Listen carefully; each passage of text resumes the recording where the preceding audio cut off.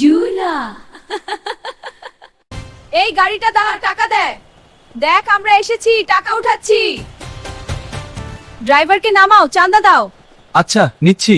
দেখা, এই নে। দলীয় চাঁদাবাজি কমলেও হিজলাদের চাঁদাবাজি কমলো না। আসুন আমরা প্রতিবাদ করি। আপনারা সবাই মিলে অন্যায়ের প্রতিবাদ করলে যে কোনো অন্যায় 0% আসতে পারে। জনগণ ঐক্যবদ্ধ থাকলে আশ্রয়দাতা সহ যে কোনো অপরাধ বন্ধ করা সম্ভব।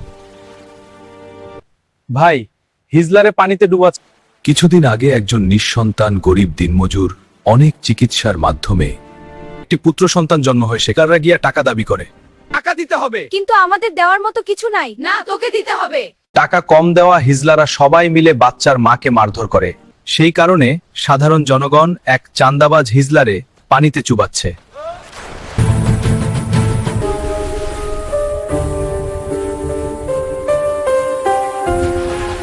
সেদিন আবার পাশের বাড়ি একটা গরিব লোকের একটা সন্তান হয়েছে, তার কাছ থেকে 5,000 টাকা চাঁদা নিচ্ছে। তুই কি আবার চাঁদাবাজি করবি?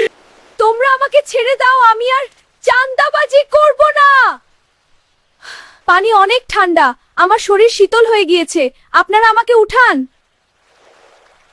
আমি হিজলাগিরি ছেড়ে দিয়ে চাকরি করে খাবো, আমি কান ধরে ওয়াদা করছি। আমি আর চাঁদাবাজি করব না।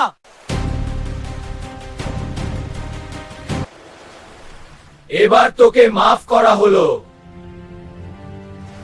এখন থেকে আমি আর চাঁদাবাজি করব না। আপনারাও সাবধান হয়ে যান, হয়তোবা আমার চেয়ে আরো ভয়াবহ হতে পারেন। আমি আমার গ্রুপের ও অন্য গ্রুপের সকল হিজলাদের বলবো, তোমরা চাঁদাবাজ কেউ করো না।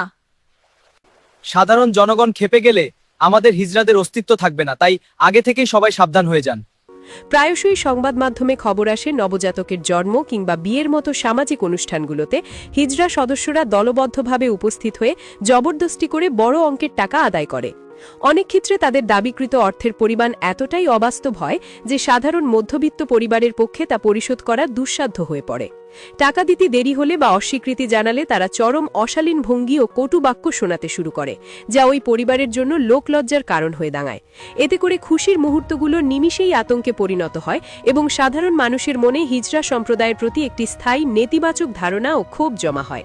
রাস্তাঘাটে, যানজটে কিংবা ব্যবসা প্রতিষ্ঠানে তাদের এই বেপরোয়া চাঁদাবাজি বর্তমানে সাধারণ নাগরিক জীবনের বিরক্তির অন্যতম প্রধান কারণ হয়ে দাঁড়িয়েছে। তবে মুদ্রার উল্টো পিঠটিও আমাদের অত্যন্ত গুরুত্বের সাথে দেখা প্রয়োজন। আমাদের ভাবতে হবে এই মানুষগুলো কেন আজ পথে নেমে এভাবে টাকা তুলতে বাধ্য হচ্ছে। সমাজ ও পরিবার থেকে জন্মের পরপরই বিচ্ছিন্ন হয়ে যাওয়া এই মানুষগুলোর স্বাভাবিক কর্মসংস্থানের সুযোগ এদেশে অত্যন্ত সংকুচিত। মানসম্মত শিক্ষালাভের সুযোগ তারা খুবই কম পায় এবং কর্মক্ষেত্রে তাদের প্রতি বিদ্বেষপূর্ণ আচরণ একটি নিয়মিত ঘটনা। ফলে জীবন ধারণের জন্য তাদের কাছে এই ধরনের অনাকাঙ্ক্ষিত পথ বেছে নেওয়া ছাড়া আর কোনো সম্মানজনক বিকল্প অবশিষ্ট থাকে না। তাদের জীবন কাটে চরম অবহেলা, বঞ্চনা আর লাঞ্ছনার মধ্য দিয়ে, যা তাদের আচরণে অনেক সময় সামাজিক উগ্রতা তৈরি করে। এই জাতীয় সামাজিক সংকট চিরতরে নিরসনে হিজড়াদের স্থায়ী পুনর্বাসন এখন সময়ের সবচেয়ে বড় দাবি। কেবল পুলিশি ব্যবস্থা বা প্রহার করে এই সমস্যার স্থায়ী সমাধান সম্ভব নয়। সরকারকে অত্যন্ত গুরুত্বের সাথে তাদের জন্য সুনির্দিষ্ট কর্মসংস্থানমুখী প্রকল্প গ্রহণ করতে হবে।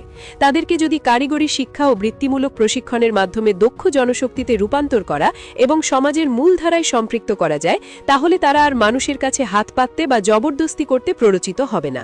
যথাযথ সুযোগ পেলে এই অবহেলিত গোষ্ঠীটিও দেশের উন্নয়নে অবদান রাখতে সক্ষম হবে।